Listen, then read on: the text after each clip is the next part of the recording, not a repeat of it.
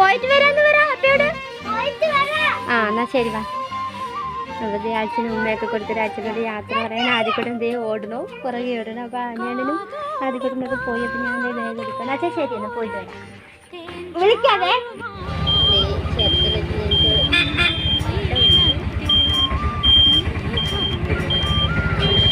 ഇവിടെ ഒരാൾ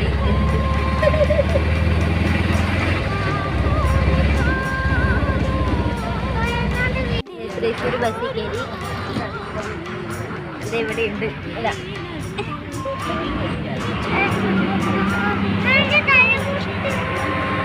അപ്പോൾ വണ്ടിയിൽ പോകുമ്പോൾ കളിപ്പാട്ട്